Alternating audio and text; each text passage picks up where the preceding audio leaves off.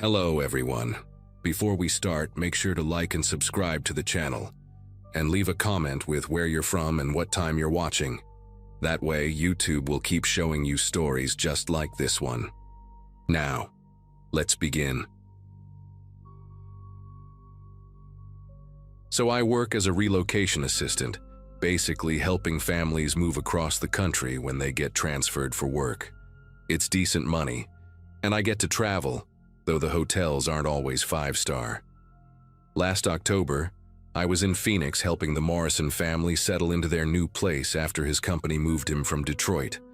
The whole process usually takes about a week, finding schools for the kids, getting utilities sorted, that kind of thing. I'd booked myself into this budget hotel called the Desert Palms Inn, on the outskirts of town. Nothing fancy, but it was clean enough and close to where the family was staying temporarily. The first night went fine. Room 237 on the second floor, overlooking the parking lot. The carpet was this awful burgundy color with gold patterns. You know the type, probably installed sometime in the 90s and never replaced. The walls had that generic hotel art, and the whole place smelled faintly of industrial cleaner, mixed with something I couldn't quite place. I'd stayed in worse places, so I didn't think much of it. Just unpacked my stuff, ordered takeout, and called it a night. The Morrisons had scheduled a school tour for their youngest the next morning, so I needed to be up early. The second night is when everything started. I'd spent the day running around with Mrs. Morrison, looking at pediatricians and grocery stores, the usual settling-in routine. By the time I got back to the hotel around 8 p.m., my feet were killing me. I kicked off my heels, these black pumps I always wear for work, and was heading to the bathroom when the left heel caught on something. At first I thought it was just a loose thread, or maybe the carpet was coming up at the seam. Hotels like this aren't exactly known for their maintenance. But when I knelt down to see what had snagged my shoe, I noticed the corner of the carpet near the window was definitely lifted. Not just loose, lifted, like someone had pulled it up before and tried to press it back down. The adhesive strips underneath looked old and yellowed. Curiosity got the better of me, and I grabbed the corner with both hands. The carpet peeled back easier than it should have, making this awful ripping sound as the old glue gave way. What I saw underneath made my stomach lurch in a way I'll never forget. The subfloor underneath was stained with these dark reddish-brown marks that looked like they'd soaked deep into the wood. Not just surface stains, these went down into the grain, spreading out in irregular patterns that reminded me of spilled wine. Except wine doesn't leave that particular color after it dries. The stains covered maybe a 3-foot area, with smaller droplets scattered around the edges like someone had tried to clean up, but missed the outlying spots. I'm not squeamish. I've helped families clean out hoarder houses before, but something about those marks made my skin crawl. The smell I'd noticed when I first checked in was stronger here too, that underlying odor beneath the industrial cleaner. I sat back on my heels, staring at those stains for what felt like forever, but was probably only a few minutes. My brain kept trying to come up with innocent explanations. Maybe someone had spilled paint, or it was water damage from a burst pipe mixing with rust. But deep down, I knew what I was looking at. The pattern was too specific, too concentrated in one area, with those telltale splatter marks around the edges. I'd watched enough crime documentaries to recognize what dried blood looks like when it's been sitting for years. The hotel had just thrown new carpet over it and hoped nobody would notice. I pulled out my phone and took several pictures, making sure to get the full scope of the stained area, as well as some close-ups showing the depth of the discoloration. The flash made the stains look even darker, almost black in some spots. My hands weren't steady. I had to take each photo twice to make sure they came out clear. Then I pressed the carpet back down as best I could, though it wouldn't lay flat anymore since I'd broken the old adhesive. The whole time I kept glancing at the door, half expecting someone to walk in and catch me snooping around. The next morning, I marched down to the front desk with my phone in hand, ready to show the manager what I'd found. The guy behind the counter was maybe 22, with greasy hair and a name tag that said Kyle. When I explained about the carpet coming loose and what was underneath, he barely looked up from his computer screen, said something about how old hotels have all kinds of stains under the flooring. Could be anything from coffee spills to pet accidents from decades ago. When I insisted these looked like bloodstains, he just shrugged and said housekeeping would take a look at it later. The dismissive way he brushed me off made me more determined to figure out what had happened in that room. That evening, I was back in my room feeling frustrated and unsettled. The Morrisons had kept me busy all day with insurance paperwork and utility transfers, but I couldn't stop thinking about those stains. Every time I walked past that corner of the room, I felt this weird tension in my chest. I decided to post the photos on a local Phoenix Facebook group, just asking if anyone knew the history of the Desert Palms Inn. I kept the caption simple. Found some old stains under the carpet in my hotel room. Anyone know if this place has any history I should be aware of? Within an hour, I had dozens of comments ranging from jokes about checking for bed bugs to more serious suggestions about contacting the health department. Most of the responses were typical social media noise, but one comment caught my attention. A woman named Linda Martinez had written, "OMG, is that room 237? My cousin used to work housekeeping there in the early 2000s. She always said that room gave her the creeps. Management made her clean it extra thorough every time, like they were trying to scrub away bad memories." I replied, asking for more details, but Linda never responded. By the time I went to bed that night, the post had been shared over 50 times, and the comments were getting more and more wild. People were throwing around theories about everything from mob hits to domestic violence gone wrong. The next morning, I woke up to my phone buzzing with a call from an unknown local number. The voice on the other end was professional but serious. Detective Amanda Hayes from the Phoenix Police Department. She asked if I was the person who'd posted photos of stains in room 237 at the Desert Palms Inn. When I confirmed it was me, there was this long pause before she said she needed to speak with me in person as soon as possible. Something in her tone made it clear this wasn't a routine follow-up call. She asked me to meet her at a coffee shop down the street from the hotel in 2 hours, and to bring my phone with the original photos. Detective Hayes turned out to be a woman in her early 40s with short gray hair and the kind of tired eyes you see on people who've worked too many difficult cases. She ordered a black coffee and got straight to the point. Room 237 had been the scene of a double homicide back in March 2003.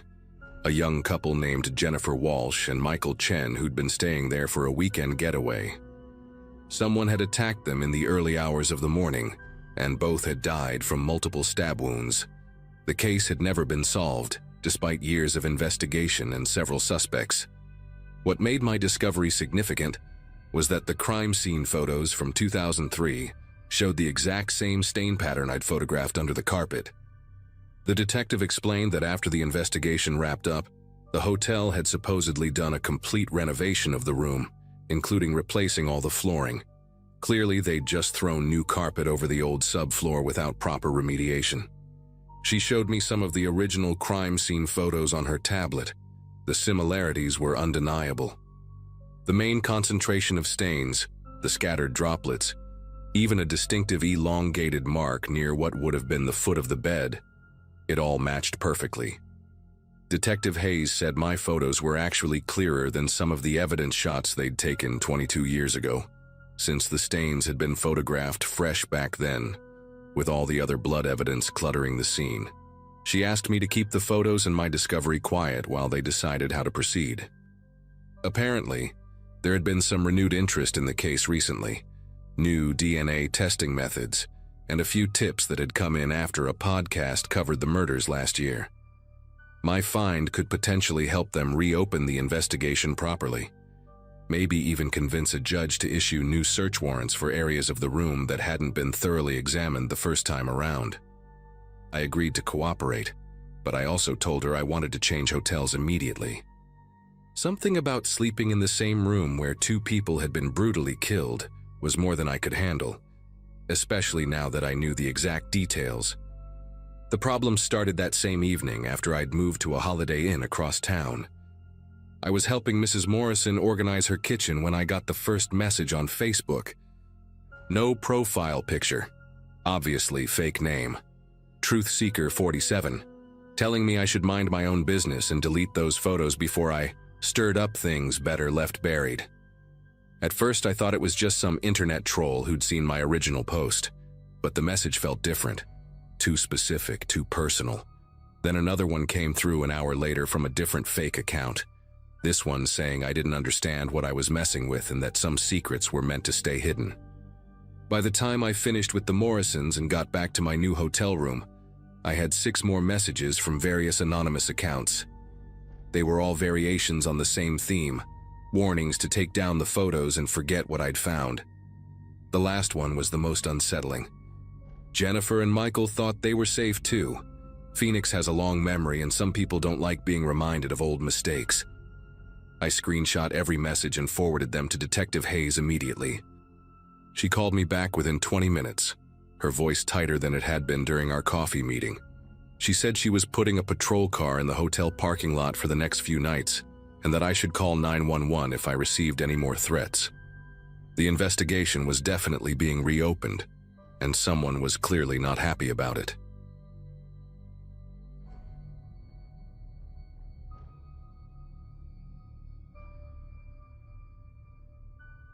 People always told me retirement would be boring, but nobody warned me it might be dangerous.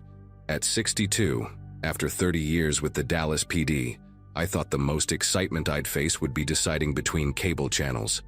That changed during a miserable February, when I ended up at the Lone Star Motor Lodge in some forgotten corner of East Texas, recovering from knee replacement surgery that went sideways. My daughter Sarah insisted I couldn't stay alone in my apartment, but she lived in California and couldn't take time off work. The cheapest extended stay option we found was this place, a relic from the 70s with faded turquoise paint and a neon sign that only half worked. The owner, a gruff man named Pete, gave me a monthly rate that wouldn't completely drain my pension. What I didn't expect was how quickly the place would remind me why I'd spent 3 decades solving puzzles other people wanted to ignore. The Lone Star sat on a stretch of Highway 59, where nothing much happened except truck drivers grabbing coffee and the occasional family stopping for a night between somewhere and nowhere else. My room was on the 2nd floor, overlooking the parking lot and a diner that served breakfast until noon. The place had maybe 20 units, half of them empty most of the time. The carpet was that industrial brown that hides stains, and the air conditioning unit sounded like it was dying a slow death. But it was clean enough, and Pete kept the place secure with cameras in the parking lot and decent locks on the doors. After the first week, I'd settled into a routine: physical therapy exercises in the morning, reading mystery novels in the afternoon, and watching the evening news while eating takeout from the diner. The pain medication made everything feel slightly surreal, like I was watching my life happen to someone else. The housekeeper was a small woman named Elena, who couldn't have been more than 25, with dark hair always pulled back in a tight bun, and these enormous brown eyes that seemed to take in everything. She had a soft Mexican accent, and a way of moving through the hallways like she was trying not to disturb the air itself. Elena cleaned my room every other day, always knocking softly and waiting for permission before entering. She was thorough but quick, replacing towels and straightening things without making conversation beyond polite greetings. What struck me first was how she never looked directly at anyone. Not at me, not at Pete, not at the other guests. In my experience, people who avoid eye contact are either extremely shy or extremely afraid. Elena didn't strike me as the shy type. The room next to mine, 237, had been empty for my first 2 weeks at the motel. Then one night in late February, I heard voices through the thin walls. Not unusual, except these voices were speaking Spanish in urgent, hushed tones that carried the kind of tension I'd learned to recognize during my years working cases. The conversation went on for about an hour, with what sounded like at least 3 different people, maybe more. One voice was clearly a woman, crying softly between words I couldn't make out. Another was a man speaking in sharp, commanding bursts. The third was harder to identify, but the tone was pleading, desperate. When I pressed my ear to the wall, trying to catch more details, everything went silent. The next morning, Elena arrived to clean my room earlier than usual, and when I asked casually about the guest next door, her face went completely blank. "I don't know nothing about that room," she said, but her voice trembled when she said it. The pattern became clear over the next few days. Room 237 would be silent during daylight hours, but voices would emerge after 10 p.m., always different combinations of people speaking Spanish in those same urgent, frightened tones. I started keeping a notebook, jotting down times and what little I could make out through the walls. Tuesday night, I heard what sounded like instructions being given, something about tomorrow and the truck. Wednesday brought the sound of someone sobbing, muffled like they had their face pressed into a pillow. Thursday night was the worst. A woman's voice, high and panicked, saying no over and over again in English, followed by a man's voice saying something harsh in Spanish that made her go quiet. My detective instincts, dormant for months, started firing on all cylinders. This wasn't just unusual. This was wrong in a way that made my skin crawl. Elena's behavior grew stranger as the week progressed. She started cleaning my room at odd hours, sometimes as early as 7 in the morning or as late as 6 in the evening. When she worked, she moved with nervous energy, constantly glancing toward the door and jumping at every small sound. One afternoon, I caught her in the hallway outside room 237, just standing there with her cleaning cart, staring at the door like she was trying to see through it. When she noticed me watching, she practically ran to the elevator. That evening, I saw her in the parking lot talking to a heavy-set man in a pickup truck with Nevada plates. Their conversation was heated, with Elena shaking her head repeatedly while the man pointed toward the second floor. When I moved to get a better look, the man spotted me and climbed back into his truck, driving off fast enough to kick up gravel. Pete's explanation for the activity in 237 didn't add up either. When I asked him directly about the guests, he claimed it was a family passing through, staying for a few weeks while they looked for permanent housing.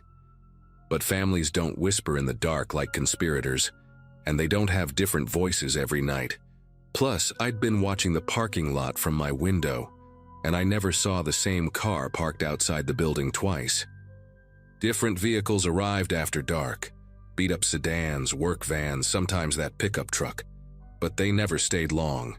People would go upstairs for an hour or two, then leave. No luggage, no signs of anyone actually living in that room. The whole setup screamed temporary meeting place, not temporary housing. By the second week of unusual activity, I'd started timing my trips to the ice machine to coincide with the evening arrivals. The people I saw were mostly young, mostly women, and they all had the same look Elena wore. That careful blankness that comes from being afraid to show emotion. They moved in small groups, usually escorted by 1 or 2 men who stayed alert and kept checking their phones.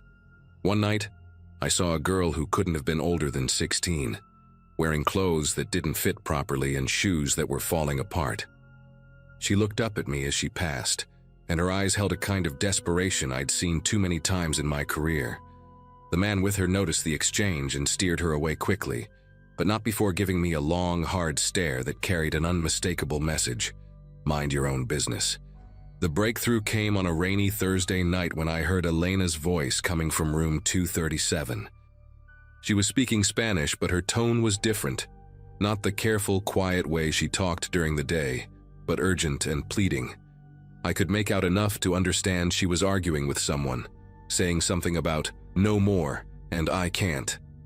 A man's voice cut her off, speaking in rapid-fire Spanish that sounded like threats. Then Elena's voice again, higher now, almost crying, "They're just children, please." That's when I knew for certain what I was dealing with. This wasn't smuggling drugs or stolen goods. This was human trafficking, and Elena wasn't just a witness. She was trapped in it, probably being forced to help manage the victims or keep them quiet. The realization hit me like a physical blow, and suddenly every strange interaction made terrible sense. I spent the rest of that night pacing my room, trying to decide what to do. My first instinct was to call the local police, but something held me back. In small towns like this, corruption could run deep. And if the wrong people got tipped off, evidence would disappear and victims would be moved before anyone could help them. Plus, I had no hard proof, just overheard conversations and suspicious behavior. Any decent lawyer could tear apart my observations, especially since I was on pain medication that could affect my credibility. I needed something concrete, something that would force law enforcement to act immediately. That's when I remembered the camera in my phone and started forming a plan that would either save those people or get me killed. The next evening, I positioned myself in the stairwell with a clear view of the parking lot and the entrance to the second floor. Around 11 p.m., 2 vans arrived, windowless white vehicles that screamed commercial use. 6 men got out, along with at least 8 women and what looked like 2 teenage boys. They moved the group quickly toward the building, but I managed to get several clear photos of faces and license plates. More importantly, I caught Elena in the frame, unlocking the door to room 237 while looking absolutely terrified. One of the men put his hand on her shoulder in a way that was clearly meant as a warning, not comfort. As I watched through my phone screen, I saw her flinch away from his touch, and the man smiled in a way that made my stomach turn. That smile told me everything I needed to know about Elena's situation. The final piece fell into place the next morning when I overheard Pete on the phone in the office. I'd gone down to complain about a leaky faucet, but stopped outside his door when I heard him speaking Spanish. His tone was businesslike, discussing the shipment and Thursday pickup. He mentioned a figure, $50,000, and something about the girl who cleans knows too much. My blood ran cold as I realized Pete wasn't just the motel owner. He was running the entire operation. Elena was in immediate danger, and so was I if they suspected I'd figured out what was happening. I had maybe hours before they decided to eliminate loose ends. That's when I made the decision that probably saved multiple lives, including my own. I called my former partner Jake in Dallas, the one person I trusted completely to handle this without tipping off the wrong people. Within 2 hours, he'd coordinated with the FBI's Human Trafficking Task Force and the Texas Rangers. I sent him all my photos and recordings, along with detailed notes about the timing of arrivals and departures. The plan was simple.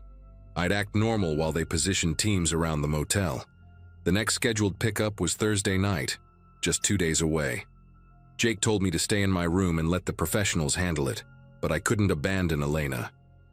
She was the key to everything, and if Pete suspected she'd talked, she'd disappear long before any rescue operation could save her. Wednesday afternoon, I found Elena cleaning the laundry room alone. I approached carefully, speaking in the calm voice I'd used with frightened witnesses for 3 decades. "Elena, I know what's happening in room 237, I said quietly. "I'm a retired police officer, and help is coming tomorrow night, but you need to stay safe until then." Her eyes went wide with terror, and she started shaking her head frantically. No, you don't understand," she whispered. "They kill people who talk. They killed the last girl who tried to help someone escape." That's when she told me the full truth. She wasn't just being forced to help. She was being held as collateral for her younger sister, who was somewhere in the trafficking network. If Elena didn't cooperate, her sister would be killed. Thursday night arrived with a thunderstorm that provided perfect cover for the operation. I watched from my window as unmarked vehicles positioned themselves around the motel. At 10:47 p.m., the white vans arrived right on schedule. This time, there were more victims, at least 12 people, including several who looked like teenagers. As they were herded toward the building, federal agents moved in from all directions. The coordination was flawless.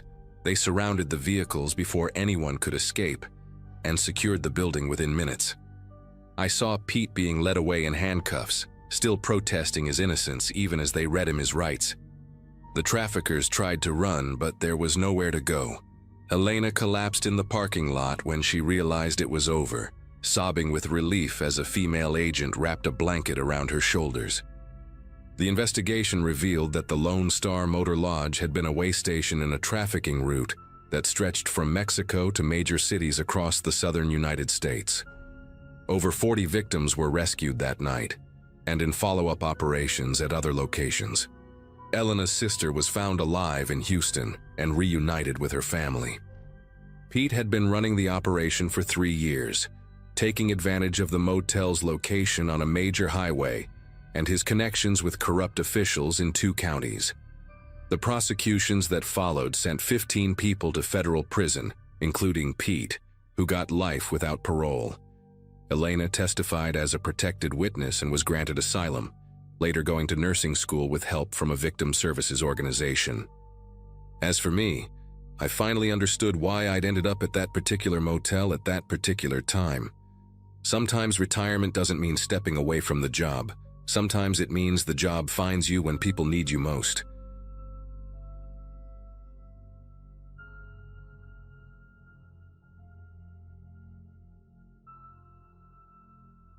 I work as a pediatric nurse at Cincinnati Children's Hospital, and last August I had to attend a conference in Cleveland about new trauma protocols. Being 35 and perpetually single, I've gotten pretty comfortable traveling alone for work stuff. The hospital booked me at one of those mid-tier chain hotels downtown. Nothing fancy, but clean and reasonably priced. You know the type. Beige carpets, generic artwork, and that weird smell that's part industrial cleaner and part something you can't quite identify. I'd stayed in dozens of places just like it over the years.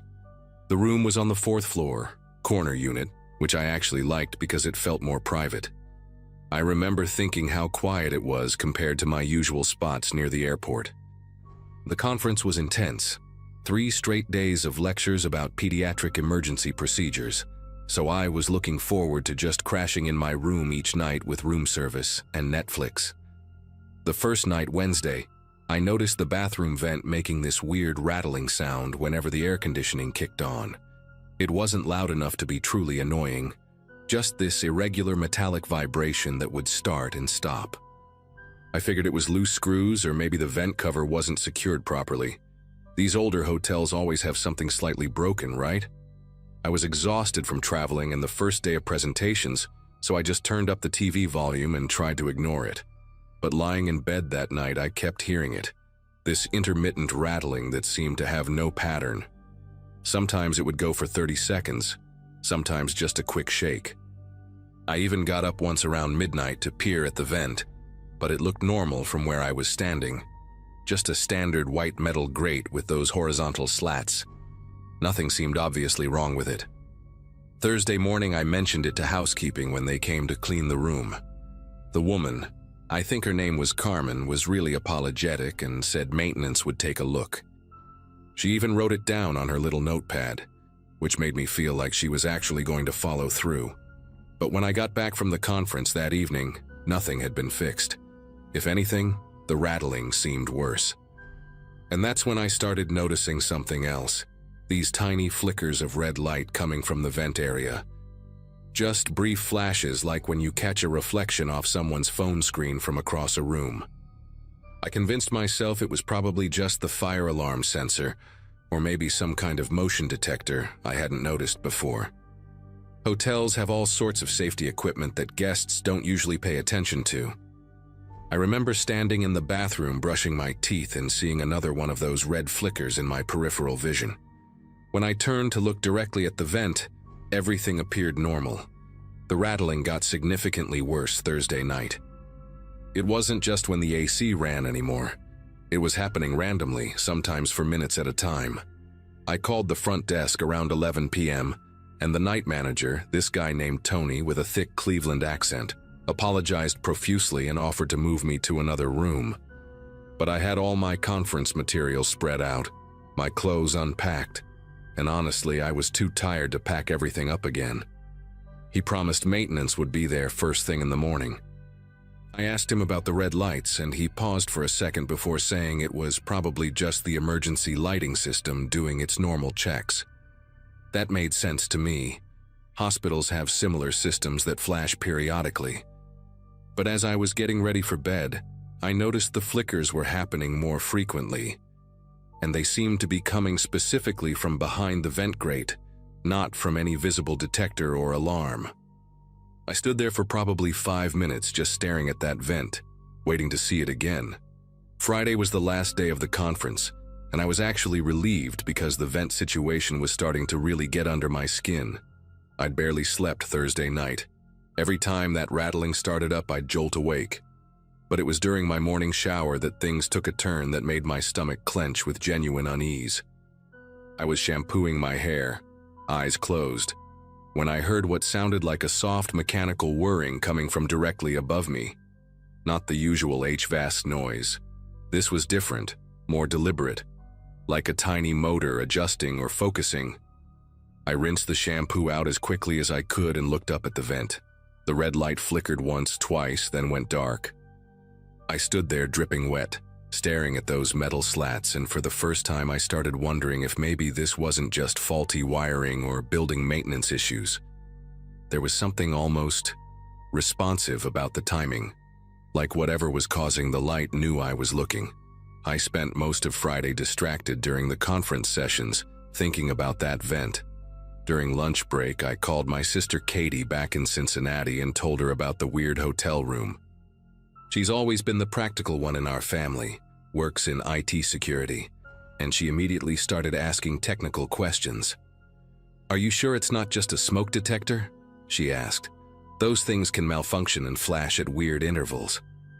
But when I described the whirring sound and the way the light seemed to respond to my movements, she got quiet. "Laura," she said, "that doesn't sound like any building system I know. Have you actually looked closely at that vent? Like, really examined it?" I promised her I would when I got back to the room. The afternoon sessions dragged on forever. I kept checking my phone, counting down the hours until I could get back and figure out what was going on. When I finally returned to my room around 6 p.m., I was determined to solve this mystery once and for all. I dragged one of the desk chairs into the bathroom and climbed up to get a closer look at the vent. From up close, I could see that some of the screws holding the grate in place were slightly loose, which explained the rattling. But as I was examining the metal slats, trying to peer through them into the ductwork beyond, I saw something that made every muscle in my body tense up. There, maybe 6 inches back from the grate, barely visible in the shadows, was a small circular object with what looked like a lens. It was angled downward, pointed directly at the shower area. I blinked hard, thinking maybe I was imagining things, but when I looked again, it was definitely there. A tiny camera, no bigger than a quarter, with a small red LED that pulsed once while I was staring at it, like it was acknowledging that I'd finally found it. I climbed down from the chair so fast I nearly fell over. My heart was pounding as I grabbed my phone and started taking pictures of the vent from every angle I could manage. Most of them were too dark to show much detail, but in a few shots you could just make out that circular shape behind the slats. I immediately called the front desk, and when Tony answered, I could barely keep my voice steady. "There's a camera in my bathroom vent," I said, a hidden camera pointing at the shower. There was a long pause before he responded. "Ma'am, that's a very serious accusation." "Are you absolutely certain?" I told him I was standing right there looking at it, and he said he'd send security up immediately along with the maintenance supervisor. While I waited, I took more photos and even tried recording a video, though the lighting made it nearly impossible to capture clear evidence of what I was seeing. Security arrived within 10 minutes. 2 guys in their 50s wearing those generic blue uniforms you see at every hotel chain. The maintenance supervisor, an older black man named Curtis, carried a toolbox and looked genuinely concerned. I showed them the photos on my phone first, pointing out the circular object behind the vent slats. Curtis squinted at the screen and nodded grimly. "Yeah, that definitely doesn't belong there," he said. "Let me get this grate off and we'll see what we're dealing with." He climbed up on the chair I'd used earlier and started unscrewing the vent cover. The rattling I'd been hearing for 3 days was immediately explained. 2 of the 4 screws were barely hanging on. When he pulled the grate away, we could all see it clearly. A small digital camera mounted on an adjustable bracket, with what looked like a wireless transmitter attached. The red LED blinked once as if it knew it had been discovered. Curtis reached in and carefully disconnected it, handing the device down to one of the security guards. "This is way above my pay grade," Curtis said, wiping his hands on his work shirt. "We need to call the police right now." One of the security guards was already on his radio, speaking in low, urgent tones to someone at the front desk.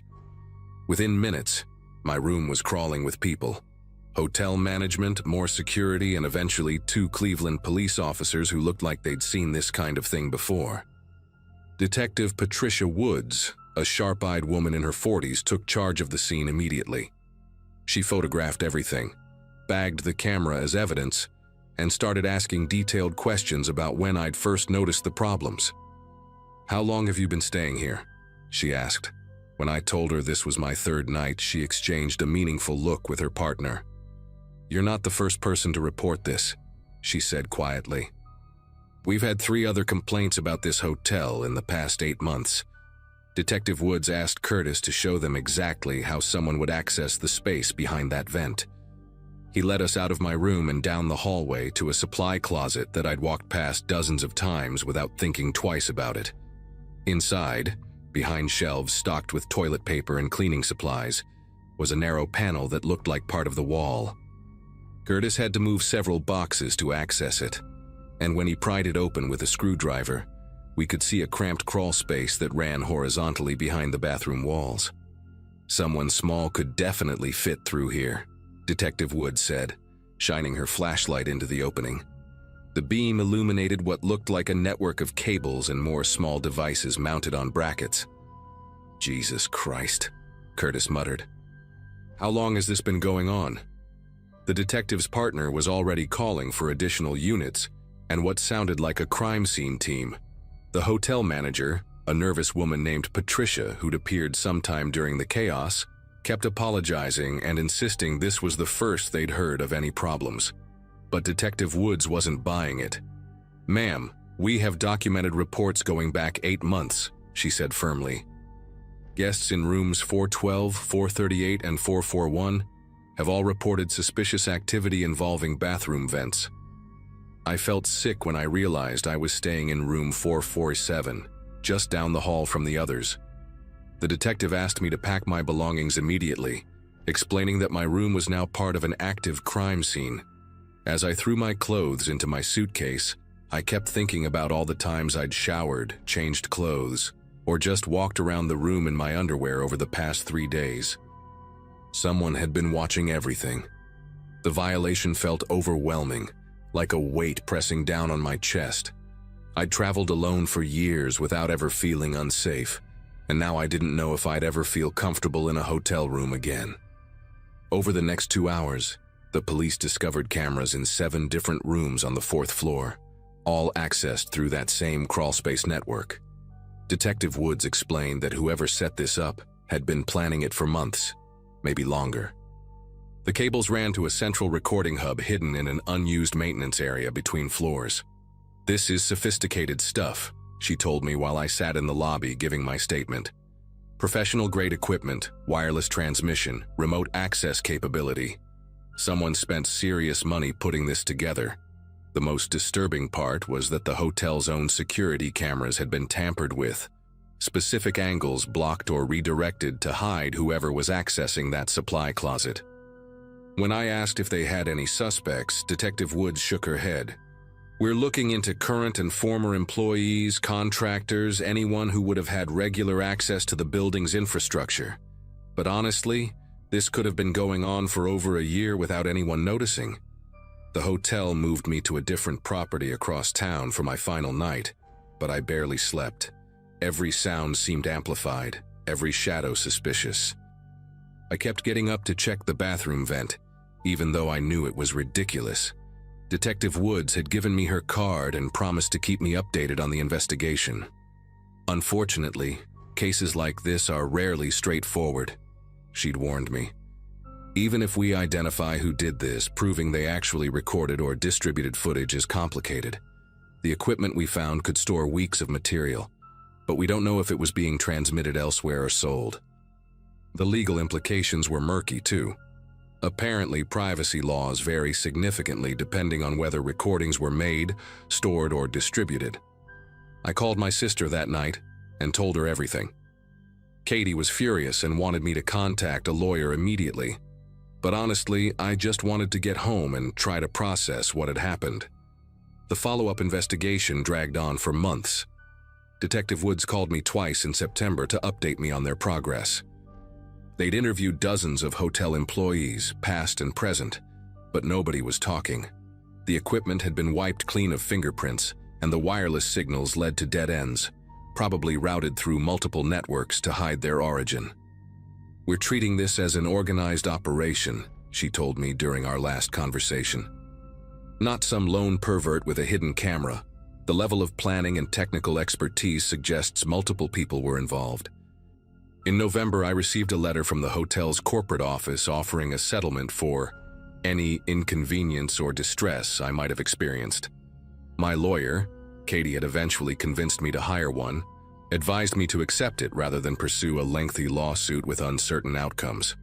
The amount was substantial enough to feel like an acknowledgement of wrongdoing, even though the hotel never admitted fault. To this day, no arrests have been made in my case. Detective Woods retired last spring, and the new detective assigned to the file seems less invested in pursuing it. I've changed how I travel completely. I always request rooms on the second floor now, and I do a thorough inspection of every bathroom vent, smoke detector, and electrical outlet before unpacking. I carry a small flashlight specifically for checking dark corners and crevices. Most of my colleagues think I'm paranoid, but I don't care. The violation of discovering someone had been watching me shower, sleep, and move around that room still hits me at unexpected moments. Sometimes I wonder how many other hotels have similar setups. How many other travelers have experienced that same creepy feeling I dismissed for 2 nights as just faulty equipment? The Cleveland Police Department still has an open case file somewhere, but I'm not holding my breath for closure. At least I know I'm not crazy, and that the rattling vent was trying to tell me something important all along.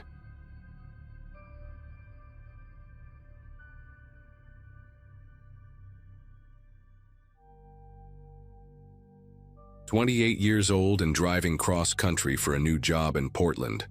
I'd been on the road for 3 days straight, when exhaustion finally caught up with me somewhere in rural Virginia. It was late March 2019, and I'd been pushing myself hard to make good time, surviving on gas station coffee and determination. The independent motel I stumbled into around midnight wasn't much to look at.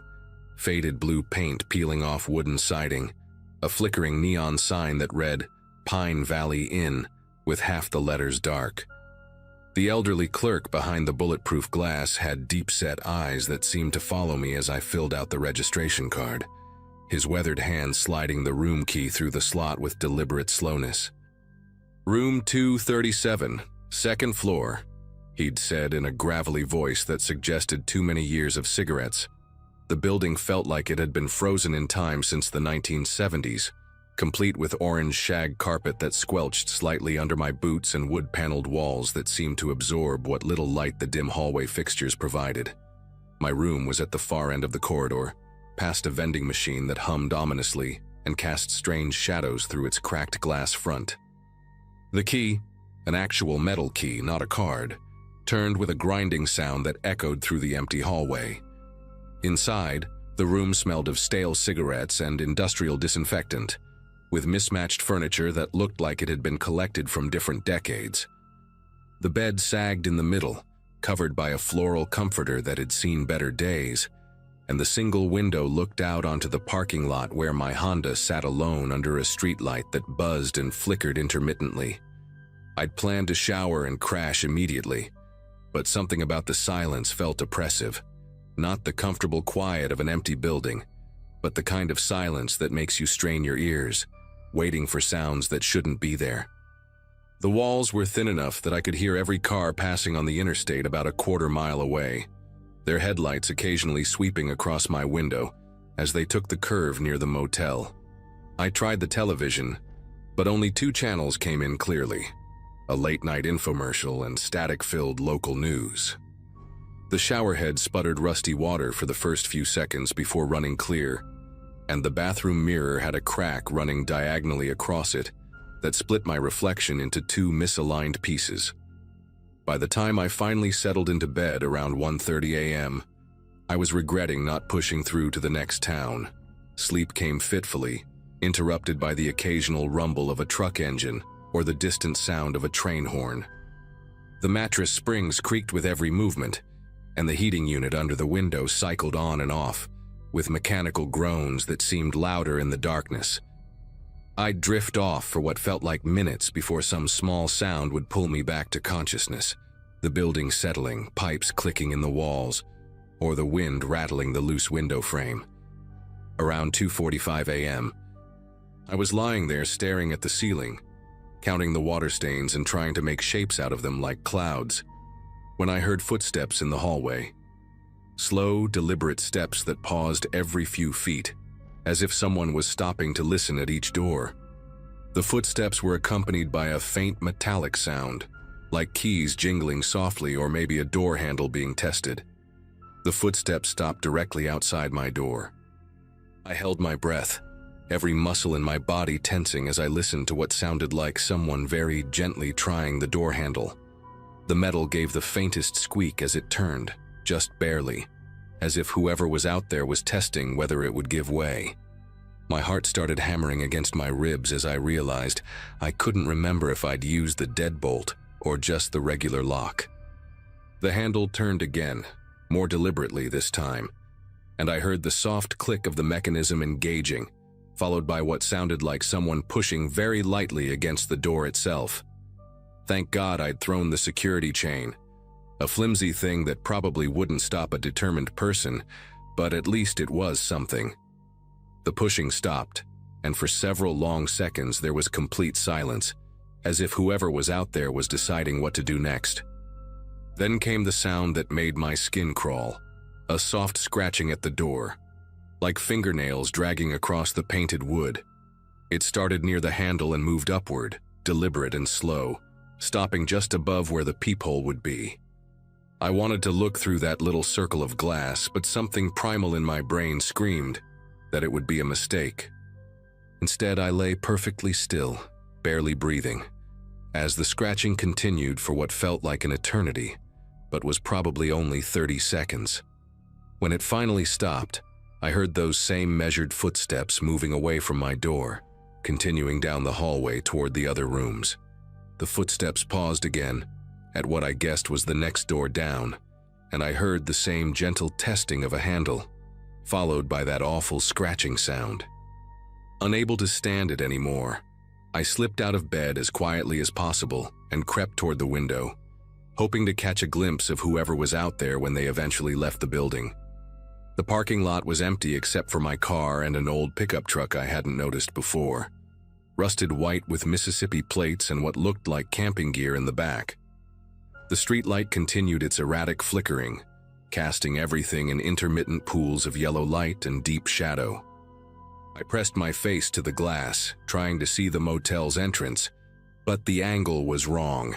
All I could do was listen as those footsteps methodically worked their way down the hall, testing each door in turn. Some doors received only a brief handle check while others got the full treatment. The turning, the pushing, and that horrible scratching sound that seemed to go on forever. By 3:30 a.m., the hallway had fallen silent again, but I couldn't bring myself to go back to bed. I sat in the room's single chair, positioned so I could see both the door and the window, and waited for dawn. Every small sound made me jump. The ice machine kicking on at the end of the hall, a car door slamming somewhere in the distance, even the digital clock's display changing with its soft electronic beep. Around 4 a.m., I heard what sounded like a door opening and closing somewhere in the building, followed by the distant sound of an engine starting up. Looking out the window, I saw the white pickup truck pulling out of the parking lot, its headlights sweeping across the building before disappearing onto the access road. The driver kept the interior light off, so I couldn't make out any details, but something about the way the truck moved, slowly, almost reluctantly, suggested the person behind the wheel was in no hurry to leave. When the sun finally started creeping over the horizon around 6 a.m., I felt like I'd been holding my breath for hours. The normal sounds of morning began filtering in, birds chirping, distant traffic picking up on the interstate, and somewhere in the building, the rumble of old pipes as someone turned on a shower. I managed to doze fitfully for about an hour before giving up entirely and deciding to check out early. My nerves were shot, and the thought of spending another night in this place made my stomach churn. I packed quickly, shoving everything into my duffel bag without bothering to fold anything properly. The hallway looked different in daylight, smaller somehow, and shabbier than I'd remembered. The orange carpet was even more garish in the morning light, stained with decades of spills and foot traffic, and I could see that several of the room doors had deep scratches around the handles, as if they'd been forced open multiple times over the years. The same elderly clerk was still behind the desk when I went to check out, though he looked like he hadn't moved from that spot all night. His eyes were bloodshot, and there was a coffee cup next to his elbow that had a film on top suggesting it had been sitting there for hours. When I mentioned hearing someone in the hallway during the night, his expression didn't change at all, just stared at me with those deep-set eyes like I was speaking a foreign language. "Shouldn't have been nobody on your floor," he said finally, his voice even more gravelly than it had been the night before. "You was the only guest up there. Got a businessman in 104 and a trucker in 115, but second floor was empty except for you." He said it with such certainty that I almost doubted what I'd experienced, but I knew what I'd heard. I pressed him for more information, explaining about the footsteps and the door handle testing, but he just shrugged and said old buildings make strange noises. "Could have been the wind," he suggested, though there hadn't been any wind that I could remember. "Or maybe pipes settling, happens all the time." But something in his eyes told me he knew more than he was letting on. When I asked about the white pickup truck, his face went completely blank, and he suddenly became very interested in shuffling through some papers on his desk. "Don't know nothing about no pickup truck," he muttered, not looking up.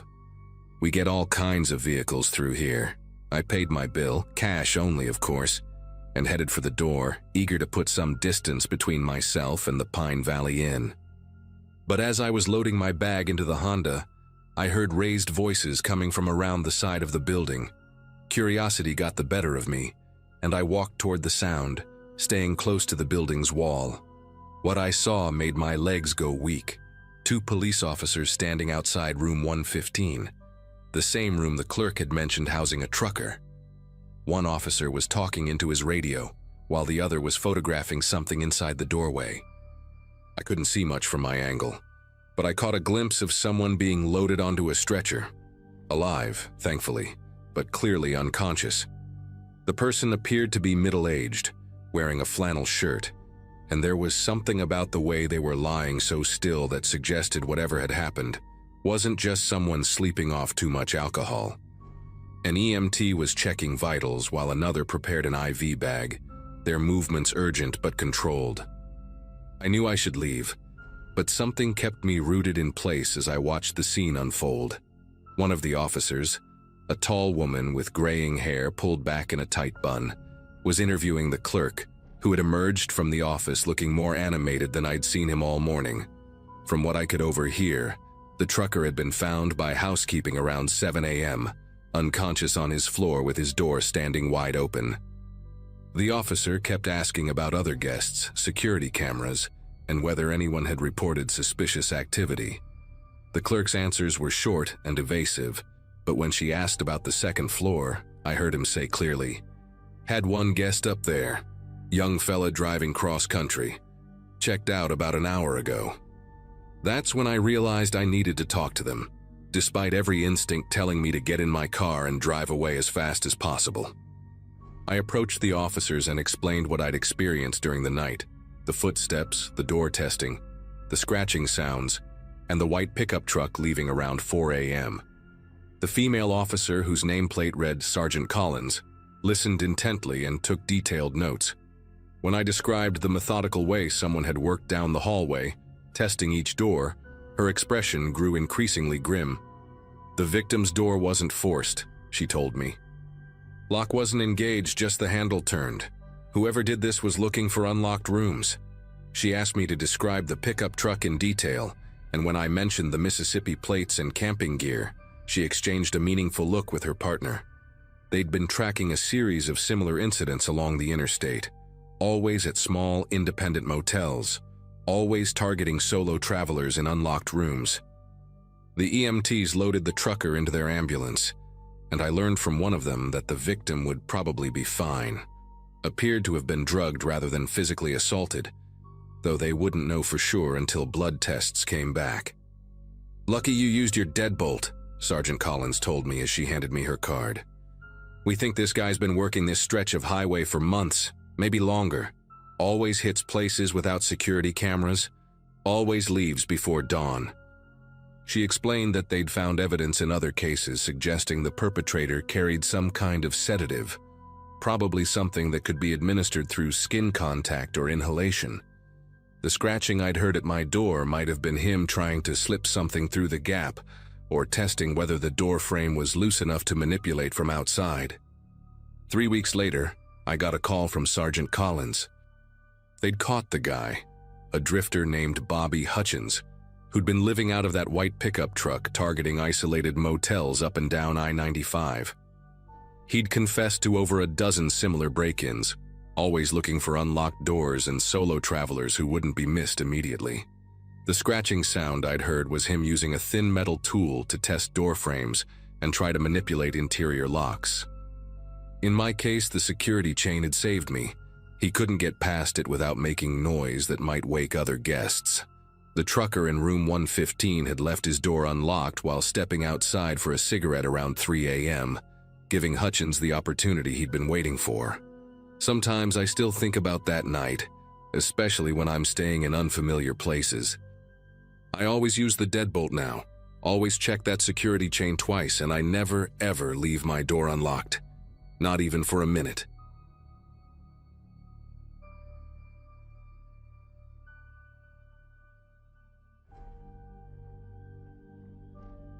You know how some places just give you the creeps? The Grand Meridian Hotel in downtown Chicago was one of those places, but after working the night shift there for 3 years, I thought I'd seen everything. Turns out I was dead wrong. What happened with room 712 still haunts me, and I need to tell someone about it because keeping this to myself is driving me insane.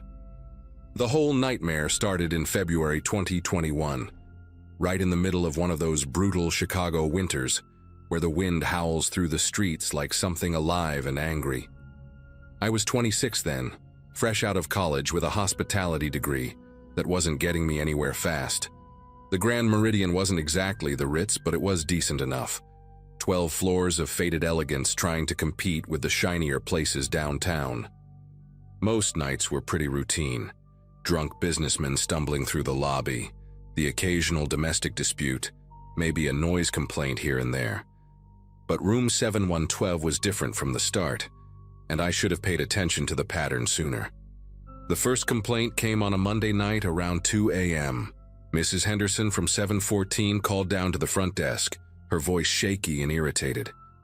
She was this elderly woman who'd been staying with us for a week while her apartment got fumigated. Real particular about everything. The type who'd complain if her towels weren't folded exactly right.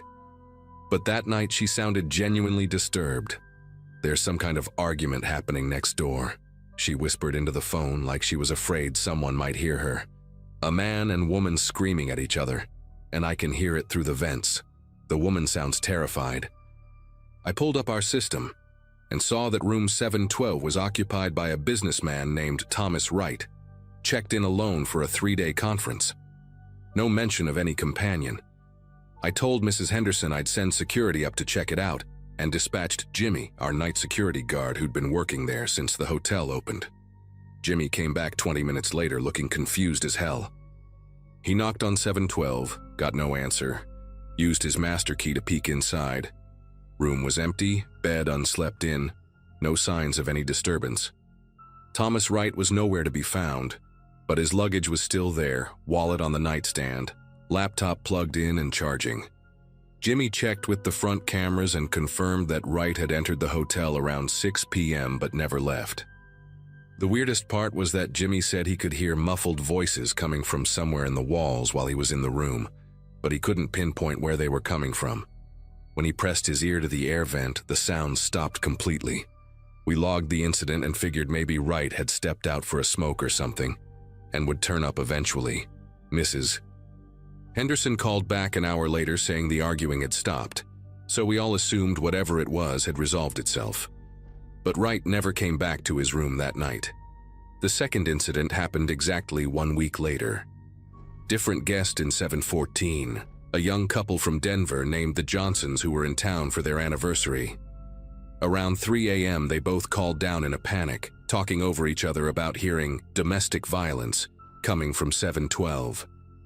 The husband, David, was pissed off and demanded we call the police because he swore he heard a woman crying and begging someone to stop hitting her. His wife kept saying she heard furniture being thrown around and glass breaking. Room 712 was supposed to be empty that night according to our records, but I sent Jimmy up anyway just to be thorough. Same exact scenario as before. Room completely empty, no signs of disturbance, everything neat and tidy. But Jimmy mentioned something that made my skin crawl. He said when he stood in the center of the room, he could swear he heard faint sobbing coming from inside the walls, like someone was trapped in the ventilation system. The pattern became impossible to ignore after that. Every single week, whoever stayed in 714 would call down with the exact same complaint. Violent arguments, crying, sounds of someone getting hurt, all coming from room 712. And every time we investigated, the room was either empty or the guest inside had no idea what we were talking about. The sounds always seemed to come through the vents, always between 2 and 4 a.m., and they always stopped the moment security entered 712. What really started freaking me out was how specific the complaints were getting. Guests would describe hearing a woman pleading, "Please don't, I'll be good, I promise," or a man's voice shouting, "You made me do this." One guest even claimed she heard someone being dragged across the floor. The descriptions were so vivid and consistent that I started keeping a notebook, writing down every detail. By May, I had documented 12 separate incidents, all following the exact same pattern. Things escalated in June when a guest actually disappeared. Melissa Torres, a marketing executive from Phoenix, checked into 714 for a 4-night business trip. She called down on her second night with the usual complaint, but this time she was absolutely hysterical. "Someone's being murdered in there," she screamed into the phone. "I can hear her choking, gasping for air. You have to do something." I could hear her sobbing through the receiver, and she kept repeating that the woman next door was calling for help. Jimmy rushed up there immediately, but room 712 was occupied by an elderly man named Harold Brennan, who was fast asleep and completely bewildered when Jimmy woke him up. Brennan insisted he hadn't heard anything unusual and had been sleeping soundly for hours. Melissa demanded to be moved to a different room, so we relocated her to the 5th floor. She seemed calmer after that, even apologized for causing such a scene. But here's the thing. When housekeeping went to clean 714 the next day, Melissa was gone. Her bed was made, her belongings were packed and sitting by the door, but she was nowhere to be found. We checked everywhere. Her car was still in our parking garage. Her credit card hadn't been used since dinner the night before. And the front desk cameras showed her entering the elevator around 11 p.m. but never coming back down. The really disturbing part was that her room key card showed no activity after that 11 p.m. entry, meaning she never left her room, at least not through the door. Hotel management wanted to keep it quiet, so they waited 3 days before filing a missing person report, claiming they thought she might have left with a friend or colleague. The police investigation was thorough, but turned up nothing. Melissa Torres had simply vanished without a trace, like she'd never existed at all. Her company eventually sent someone to collect her belongings, and life at the hotel went back to normal. But I couldn't stop thinking about her terrified voice on the phone, begging us to help the woman in 712. The woman who, according to our records and security checks, didn't exist. That's when I decided to dig deeper into the history of room 712. I'd been working at the Grand Meridian for 3 years, but I'd never bothered to look into the hotel's past beyond the basic stuff they tell you during orientation. The building was constructed in 1967, had gone through several ownership changes, and had been renovated multiple times. but there had to be more to it, especially considering what guests kept hearing through those vents. I started by asking some of the older employees, housekeepers and maintenance staff who'd been there for decades. Most of them just shrugged or gave me weird looks when I brought up room 712. But Dolores from housekeeping finally pulled me aside one afternoon. She was this tough Puerto Rican woman in her 60s who'd been cleaning rooms since the 80s, and she had this look in her eyes like she'd been waiting for someone to ask the right questions. "That room's got history, mijo," she whispered, glancing around to make sure no one else was listening. "Bad history that management don't want nobody talking about." Dolores told me about a murder that happened in room 712 back in 1989. A woman named Catherine Walsh had been staying there with her boyfriend, some hotshot lawyer from the suburbs who had a reputation for being controlling and violent. According to Dolores, the whole 7th floor heard them fighting that night, screaming, things being thrown, the woman begging and crying. But when hotel security finally got involved, they found Catherine dead in the bathroom, head bashed in with a crystal ashtray. The boyfriend, Richard Cromwell, claimed it was an accident, said she'd slipped and fallen during an argument. His story kept changing, though. First he said she hit her head on the sink, then he said she tripped over the bathroom rug, then he claimed she'd been drinking and lost her balance. The police investigation was a joke because Cromwell had connections throughout the city. His father was some big-shot judge, and he had friends in the prosecutor's office. The whole thing got swept under the rug real quick. Catherine's death was ruled accidental. Cromwell walked away without even a slap on the wrist, and the hotel management paid off her family to keep quiet about the whole incident. But here's what really got to me. Dolores said that ever since Catherine's death, room 712 had been a problem. Not just the usual hotel weirdness, but something darker. Guests would complain about hearing arguments and crying through the vents, just like what I'd been documenting. Sometimes they'd find the bathroom flooded with no explanation, or discover that all the towels had been thrown around the room, even though housekeeping had just cleaned it. One guest claimed she saw a woman's reflection in the bathroom mirror standing behind her, but when she turned around, nobody was there. Another guest woke up to find all the furniture pushed against the door, like someone had been trying to barricade themselves inside. The hotel tried everything, brought in priests to bless the room, had psychics come through, even renovated the entire room 3 times. Nothing worked. The incidents would stop for a few months, then start up again. Management eventually started avoiding booking 712 unless they absolutely had to, and they never put anyone in 714 if they could help it, because that's where the complaints always came from. After talking to Dolores, I knew I had to see the room for myself. I'd been up there dozens of times for security checks, but I'd never really paid attention to the details.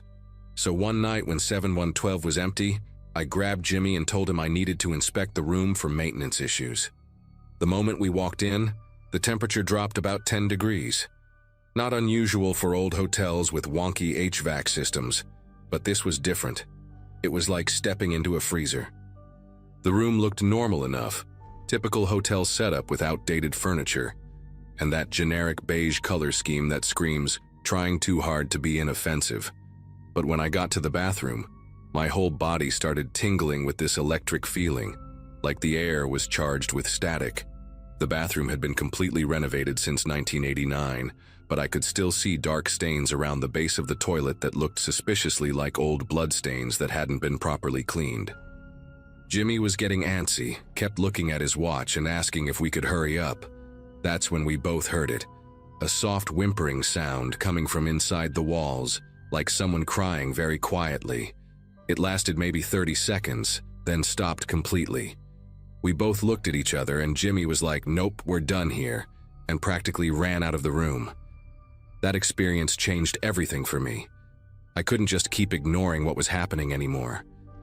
I started researching Catherine Walsh online, digging through old newspaper archives and police reports that I found through a friend who worked at the Chicago Tribune. The more I learned about her, the angrier I got. Catherine was only 24 when she died, a kindergarten teacher who'd moved to Chicago to start fresh after a bad breakup. She met Richard Cromwell at a charity event. and according to her friends, he seemed charming at first, successful, well-connected, the kind of guy who could show her a good life.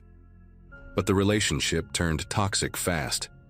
Her sister gave an interview years later saying that Catherine had called her the week before she died, terrified, and wanting to leave Cromwell but afraid of what he might do. She'd tried to break up with him twice before, and both times he'd threatened to ruin her career and her family. The night she died, witnesses in the hotel lobby saw them arguing in the elevator, Cromwell gripping her arm so tight it left bruises. The coroner's report mentioned defensive wounds on her hands and arms, but somehow that detail got overlooked during the investigation. Catherine Walsh died afraid and alone, and the man who killed her never faced justice. I made a decision that probably sounds crazy, but I felt like I owed it to Catherine. I started talking to room 712 when I was alone in there, telling her story out loud, acknowledging what had happened to her. I know how that sounds, but I swear the room felt different when I did it, warmer, less oppressive. I also did something that could have gotten me fired. I started warning guests who were assigned to 7-14. Not directly, because that would have raised red flags with management, but I'd find subtle ways to suggest they might be more comfortable on a different floor. Maybe mention that the 7th floor could be noisy due to HVAC issues. Most people didn't care, but a few took the hint and requested room changes. The complaints from 714 dropped significantly after that, and the few times we did get calls, I made sure to respond quickly and take the guests seriously. I also convinced Jimmy to do more thorough checks of 712, not just quick peeks but actual searches to make sure no one was hiding in there or using it for illegal activities. We never found anything, but I think our increased presence helped somehow. The whole situation finally came to a head in August when Richard Cromwell showed up at the hotel. I recognized him immediately from the old newspaper photos. Older now, graying hair, expensive suit, but still had that smug look like he thought he was untouchable. He wanted to book room 712 specifically, said he had sentimental reasons for staying there. The request made my skin crawl, but I couldn't exactly refuse without explaining why. So I put him in 7-12, but I also made sure to position myself where I could monitor the situation closely. That night around 2 a.m. the fire alarm went off on the 7th floor. When we got up there, smoke was pouring out from under the door of 712. The sprinkler system had activated, and the whole hallway reeked of something burning. We found Cromwell unconscious on the bathroom floor, smoke inhalation and a gash on his forehead, where he'd apparently hit the sink. The weird part was that there was no source for the fire. No burned furniture, no electrical issues, nothing that could have caused smoke. The room was soaked from the sprinklers, but there was no actual fire damage anywhere. Cromwell was hospitalized for 3 days, and when he got out, he checked out immediately without saying a word to anyone. Management wrote it off as a malfunction in the sprinkler system, but I knew better. Catherine had finally gotten her justice.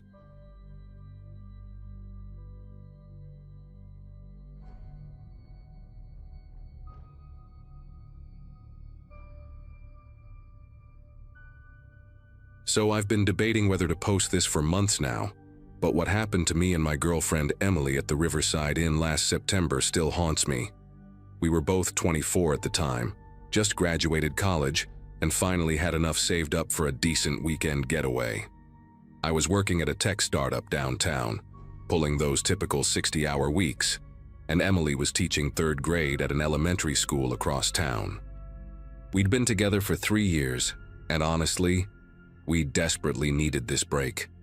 The stress of our new jobs was wearing us down, and we figured a quiet weekend at this supposedly charming historic hotel would be perfect. The place had great reviews online, talking about its old-world charm and peaceful atmosphere. We booked room 237 on the 2nd floor, specifically requesting something away from the elevators and main hallways because we wanted complete silence. When we arrived that Friday afternoon in late September, the autumn leaves were just starting to turn, and the hotel looked exactly like the photos. This beautiful old brick building with ivy crawling up the walls and tall windows that seemed to watch you as you walked up to the entrance. The check-in process was normal enough, though I remember the desk clerk, this middle-aged guy named Warren with thick glasses and a nervous way of speaking, seemed oddly insistent about our room assignment. When I mentioned we'd specifically requested a quiet room, he kept repeating that 237 was perfect for us, that we'd love the view and the tranquility. He handed over the old-fashioned brass keys with this weird emphasis, like he was relieved to be getting rid of them. Emily and I just shrugged it off. Hotel staff can be eccentric, especially at these older places. The lobby had this musty smell that old buildings get, mixed with furniture polish and something else I couldn't quite identify. There were maybe a dozen other guests scattered around, reading newspapers or chatting quietly, but the place had this strange quality where even normal conversation seemed muffled. We grabbed our bags and headed up the narrow staircase, the old wooden steps creaking under our feet in this rhythmic pattern that would later become sickeningly familiar. Room 237 was at the end of a long hallway, lined with faded floral wallpaper and dim sconce lighting that cast strange shadows between the door frames. The key turned easily in the old lock, and we stepped into what seemed like a perfectly normal hotel room. Queen bed with a burgundy comforter, heavy curtains blocking most of the natural light, and that generic hotel furniture that looks like it hasn't been updated since the 90s. Emily immediately went to open the curtains while I dropped our bags near the dresser. The room had 2 windows facing east toward what the clerk had called the garden view, though all I could see were overgrown bushes and the parking lot beyond. What struck me immediately was how quiet it was. Not the peaceful kind of quiet we'd hoped for, but this oppressive silence that made you want to whisper. Even when Emily was moving around unpacking, her footsteps seemed muted, like the room was absorbing sound. We didn't think much of it at first, just chalked it up to good insulation in an old building. We spent the evening exploring the nearby downtown area, had dinner at this little Italian place, and came back around 10 p.m. ready to crash and enjoy our first full day tomorrow. The first night, we both slept like rocks. Emily had brought some melatonin because she's always been a light sleeper, and I was exhausted from the work week anyway. We woke up Saturday morning feeling refreshed and ready to explore. We had breakfast at the hotel's restaurant, nothing fancy but decent enough, and spent the day hiking at a nearby state park. Emily loves photography, so she was constantly stopping to take pictures of the fall foliage and old stone walls along the trails. I remember thinking how perfect everything was going, how we'd finally found a place where we could truly disconnect from all the stress back home. The day was crisp and clear, one of those perfect autumn days where the air smells like leaves and wood smoke. We even talked about maybe coming back to this area for a longer vacation sometime. When we returned to the hotel that evening around 8 p.m., we were tired but happy, planning to grab some room service and watch a movie before bed. Warren was still at the front desk, and he asked us how our day went with that same nervous energy, nodding a bit too enthusiastically when we said we'd had a great time. We grabbed our key and headed back up to room 237, completely unprepared for what was about to start. It started around 11:30 p.m. that Saturday night. We'd ordered room service, just some sandwiches and fries, and were halfway through a Netflix movie when the first bang came from the wall behind our headboard. It was loud, like someone had taken a sledgehammer to the other side of the wall. Emily and I both jumped, and she immediately grabbed the remote to pause the movie. We sat there in complete silence, waiting to see if it would happen again. About 30 seconds later, another bang just as loud, followed by what sounded like something heavy being dragged across the floor. Then silence again. Emily looked at me with this expression I'd never seen before. Not quite fear, but definitely concern mixed with confusion. "Maybe they're moving furniture?" she whispered, though even as she said it, we both knew that didn't make sense. Who moves furniture at 11:30 at night in a hotel? The banging continued sporadically for about 20 minutes, sometimes single hits, sometimes 3 or 4 in rapid succession, always coming from that same spot behind our bed. Each impact was so forceful that our headboard actually vibrated against the wall. By midnight, we'd had enough. Emily was visibly shaken. She's always been sensitive to noise, which is why we'd specifically requested a quiet room in the first place. I called the front desk and Warren answered on the first ring, like he'd been sitting there waiting. When I explained about the noise, there was this long pause before he said, "I'm sorry about that, sir. I'll look into it right away." His voice had this strained quality, like he was trying too hard to sound calm. But here's the thing. The banging stopped the moment I hung up the phone. Complete silence. We waited another hour, but nothing. Emily finally relaxed enough to try to sleep, though she kept the TV on low for background noise. I stayed awake much longer, listening, but the rest of the night was peaceful. The next morning, we both convinced ourselves it had been a one-time thing. Maybe maintenance work that had run late. We didn't even mention it when we saw Warren at breakfast. He seemed back to his normal nervous self, asking about our plans for the day with that same forced enthusiasm. Sunday was another beautiful day, so we drove to a nearby lake and rented a kayak. Emily loves being on the water. It's one of her favorite ways to decompress, and we spent hours just paddling around, talking about everything except the previous night's disturbance. The lake was surrounded by these gorgeous hills covered in red and gold maples, and Emily took probably 50 photos. We had lunch at this little diner in town where the waitress knew everyone's name and the pie was homemade. For a few hours, I forgot all about the banging and just enjoyed being with Emily in this peaceful setting. We even talked about maybe extending our stay an extra day, since we both had Monday off anyway. But as the sun started to set and we headed back to the hotel, I noticed Emily getting quieter, more tense. She kept checking her phone and adjusting the radio volume, like she was trying to avoid thinking about something. When we pulled into the hotel parking lot around 7 p.m., she actually hesitated before getting out of the car. "Maybe we should just drive home tonight," she said quietly. But we'd already paid for 2 nights, and honestly, I was hoping the previous night had been a fluke. The banging started even earlier on Sunday night, around 10:15 p.m., just as we were getting ready for bed. This time it was different, more aggressive, more persistent. Instead of sporadic hits, it was a steady rhythm. Bang, bang, bang, pause, then 3 more hits. It went on for 10 minutes straight without stopping. Emily was sitting on the edge of the bed, completely rigid, her eyes wide and fixed on the wall. "This isn't normal," she kept saying. "This isn't normal." The sound was so intense that the pictures on our wall were actually shifting, and I could see dust falling from the ceiling where it met the wall. I grabbed my phone and called the front desk again, but this time it rang and rang with no answer. Meanwhile, the banging continued, now accompanied by what sounded like scratching or scraping against the wall surface. Emily started crying, not sobbing, just these quiet tears running down her face while she stared at that wall like she expected something to break through it.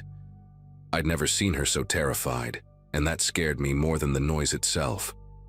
When I finally got through to the front desk after about 15 minutes, a different voice answered, a woman who sounded much older than Warren. I explained the situation, trying to keep my voice steady while the banging continued in the background. The woman, who introduced herself as Mrs. Patterson, the night manager, listened quietly before saying, "I'm terribly sorry, Mr. Collins. Unfortunately, we're completely booked tonight, so I can't offer you a different room." I could hear Emily whimpering behind me as another series of impacts shook our headboard. "Look," I said, my patience wearing thin, "this is completely unacceptable. We paid for a quiet room, and whatever's happening next door needs to stop right now." Mrs. Patterson's response chilled me. "I understand your frustration, sir, but I'm afraid there's nothing I can do about the adjacent room tonight. Perhaps things will be quieter tomorrow." The way she said adjacent room was strange, like she was being deliberately vague. I demanded to speak to whoever was in charge of the room next door, but she insisted that wasn't possible. The banging suddenly stopped mid-conversation, and in the silence that followed, I could hear Mrs. Patterson breathing heavily on the other end of the line. "I'll make a note in your file," she said finally, and hung up before I could respond. Emily and I spent the rest of the night in the lobby. We grabbed our pillows and a blanket, and camped out on one of those big leather couches near the fireplace. The night security guard, an elderly man named Frank, didn't seem surprised to see us there. He just nodded when I explained about the noise and said, "Sometimes the old building settles funny at night." But there was something in his eyes, a knowing look that suggested he'd seen this before. Emily curled up against me, but she barely slept. Every time the old building made even the smallest sound, a pipe creaking, the elevator humming, she'd tense up. I dozed fitfully, waking up every hour or so to check on her. Around 4 a.m., Frank brought us some coffee and sat with us for a while. He was chatty, telling us stories about the hotel's history, how it used to be a boarding house in the 1920s, then a family residence, before being converted to a hotel in the 1980s. "Lots of history in these old walls," he said with a meaningful look. When I asked him directly about noise complaints, he just shrugged and said, "Some rooms are quieter than others." By morning, we were exhausted, cranky, and ready to demand answers. Warren was back at the front desk Monday morning, and he looked like he hadn't slept either. His glasses were crooked, his hair was disheveled, and he kept glancing toward the staircase like he expected something to come down it. When we approached the desk, he immediately started apologizing before we even said anything. "I'm so sorry about last night," he said, wringing his hands. "I tried to reach the guest in 235, but there was no answer." Emily and I exchanged glances. 235 was the room next to ours. "We want to change rooms," I said firmly. "Today. Right now." Warren's face went pale, and he started typing frantically on his computer. After several minutes, he looked up with this defeated expression and said, "I'm afraid we're still completely booked. There's a big conference in town, and every hotel in the area is full." I didn't buy it for a second. The hotel parking lot was maybe half full, and we'd barely seen a dozen other guests during our entire stay. "Then we want to speak to your manager," Emily said, her voice shaking with anger and exhaustion. Warren promised to have someone call us within the hour, and we went to get breakfast, determined not to spend another night in room 237. But here's where things got really weird. Around noon, I decided to do some investigating on my own. Emily was taking a nap in the lobby. She was completely drained from the sleepless night, so I quietly went back up to the second floor. I walked slowly down the hallway to room 237, then continued past it to where room 235 should be. But there was no room 235. The hallway just ended at our room, with a blank wall where the next door should have been. I stood there for a full minute, trying to make sense of what I was seeing. The room numbers went 233, 237, then nothing. I walked back down the hallway, counting doors and checking numbers twice. There was definitely no room 235, and yet the banging had clearly come from that direction. I even pressed my ear to the wall where the room should be, but heard nothing. No sounds of occupancy, no furniture, no footsteps, just silence. The wallpaper was slightly different there too, newer looking, like it had been recently replaced. I took photos with my phone, though I wasn't sure what they would prove. When I got back to the lobby, Emily was awake and talking to Mrs. Patterson, who had apparently come in early to address our complaint. Mrs. Patterson was a thin woman in her 60s with steel gray hair pulled back in a tight bun, and these sharp blue eyes that seemed to see right through you. She was apologizing profusely to Emily, explaining that they would do everything possible to make our stay comfortable. When I approached, she turned to me with this practiced smile and said, "Mr. Collins, I understand you've been having some issues with noise from the adjacent room. I want to assure you that we take these complaints very seriously." I immediately told her about my discovery upstairs, that there was no room 235, that the hallway just ended at a blank wall. Her smile faltered for just a moment, but she quickly recovered. "Oh, that's an odd mistake in our system," she said, her voice carefully controlled. "Let me check our records." She disappeared into the back office for about 10 minutes while Emily and I waited, both of us getting more anxious by the minute. When she returned, she was carrying a clipboard and wearing that same forced smile. "I've spoken with maintenance," she announced. and they've confirmed that the adjacent space is currently sealed off for asbestos removal. It's been empty for several months now. The words hit me like a physical blow. Emily grabbed my arm so hard I could feel her nails through my shirt. "What do you mean, empty?" I asked, though I already knew I didn't want to hear the answer. Mrs. Patterson's composure finally cracked a little, and I could see sweat beading on her forehead despite the lobby's cool temperature. "The space next to your room is under renovation," she said slowly,